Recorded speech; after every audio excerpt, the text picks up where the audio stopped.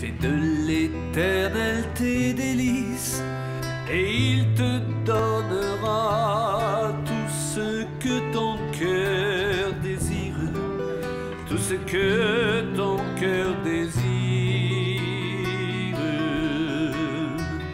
Espère en l'éternel et garde ses voies, mets en lui ta confiance, et il agira. Alors je ne sais pas si vous voyez derrière nous, on est juste à le coin du sud-ouest du temple. Ouais, c'est juste extraordinaire. Et je me dis, mais combien on devrait réaliser que Jérusalem s'appartienne à vraiment à chacun, parce qu'il est tellement riche en images et en histoire. On peut tous venir ici et puiser un enseignement qui vient de Dieu. Et c'est juste merveilleux. À tout à l'heure.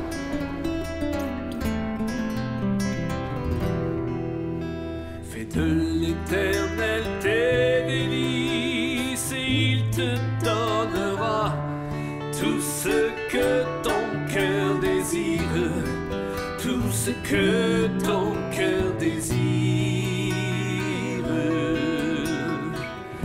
Espère en l'éternel. Eh bien là, je me trouve avec derrière moi la piscine de Bethesda.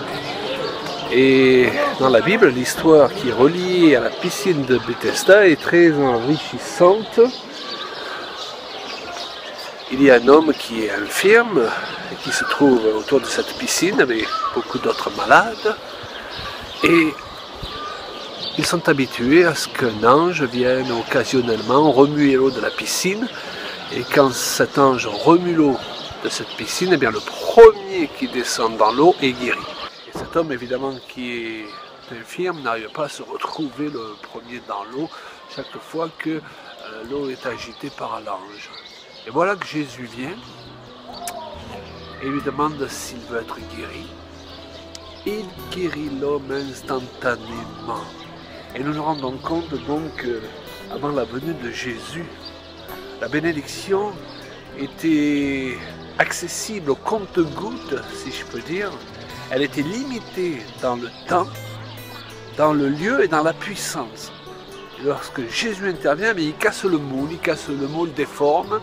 Déjà, pas besoin de descendre dans la piscine, pas besoin d'attendre qu'un ange remue l'eau, parce qu'il y a là beaucoup plus que l'ange, il y a Jésus lui-même. Le temps est changé, le temps c'est maintenant. La Bible dit, si aujourd'hui tu entends sa voix, n'endurcis pas ton cœur. La forme donc de guérison est changée. Et puis la libération de la puissance est bien supérieure, parce que Jésus est Dieu, il est revêtu de l'autorité du Père et il guérit. Et le lieu aussi, le lieu n'a plus d'importance. Parfois les gens vont dans un lieu particulier pour essayer d'obtenir la bénédiction de Dieu, mais aujourd'hui en Jésus-Christ, parce que nous l'acceptons comme sauveur, il peut nous visiter, que nous soyons en France, que nous soyons en Israël, comme moi ici, là en ce moment, ou que nous soyons en Afrique ou dans n'importe quel autre pays.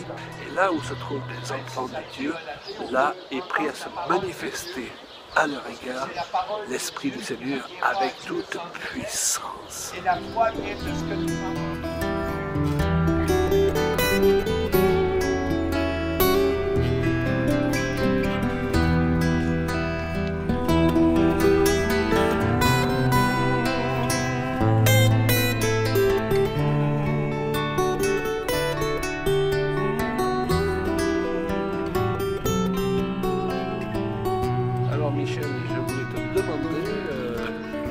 Qu'est-ce que représente pour toi Israël, et puis pourquoi après tous ces voyages que tu as déjà fait en amenant des groupes comme ça depuis plusieurs années, eh bien tu continues à venir alors qu'on pourrait avoir tendance à penser que tu n'as plus besoin de venir, maintenant tu connais tout par cœur. Alors on ne connaît jamais tout par cœur lorsqu'on est en Israël. Je suis venu en Israël pour la première fois en 1994 et lorsque j'ai posé le pied sur le sol de ce pays que Jésus dans le pays où Jésus a vécu et que Dieu s'est choisi comme peuple, il y a eu dans mon cœur quelque chose qui a été bouleversé. Premièrement, cette Bible que je lisais déjà depuis 12 ans prenait vie. C'est comme si maintenant je la lisais en 3 dimensions. Je visitais, je marchais sur les lieux où Jésus avait marché, où les événements qui nous sont racontés depuis la Genèse jusqu'à aujourd'hui se sont produits dans ces lieux. Et j'ai été vraiment interpellé. Mais cela n'a été que le début, parce que lorsque je suis retourné chez moi, dans les mois qui ont suivi, cette parole que je continuais à lire, eh bien, avait une nouvelle dimension, parce que je me rappelais des lieux où j'avais été. Mais une fois, c'était pas suffisant. Je me suis dit, une fois tu as pas assez de yeux, assez d'oreilles pour tout voir et tout entendre, j'ai dit, je vais y retourner, je veux retourner en Israël. Et je suis revenu en 97.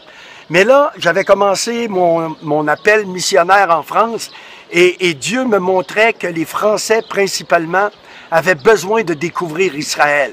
Et donc, je suis revenu sur la terre d'Israël, mais dans le but de préparer un voyage pour amener des groupes. Aujourd'hui, j'en suis à mon 27e voyage en Israël, alors qu'on est en 2017.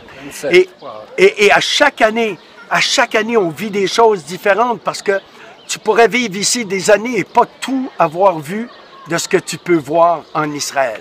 Mais juste une petite anecdote alors qu'on est ici à Bethesda.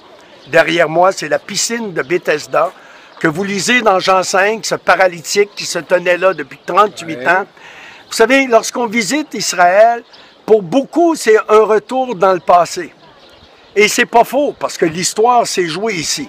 Mais le retour dans le passé a un objectif. Nous rappeler ce qui a été fait.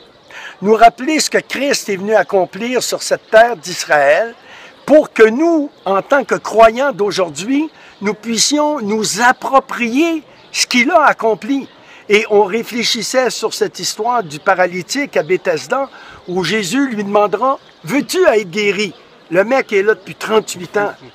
Et pourquoi Jésus lui pose la question, « Veux-tu être guéri? » Parce que cet homme était beaucoup plus dans l'apitoiement, beaucoup plus dans le découragement, et il ne prenait pas sa situation en main. Il n'avait pas compris ce qui pouvait être sien comme héritage en tant qu'enfant de Dieu, en tant que fils d'Abraham. Ce qui est souvent le cas, malheureusement, de beaucoup.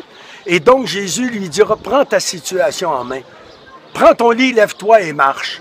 Et aujourd'hui encore, à chaque fois qu'on vient visiter Israël, oui, il y a un retour dans le passé où on se rappelle les choses.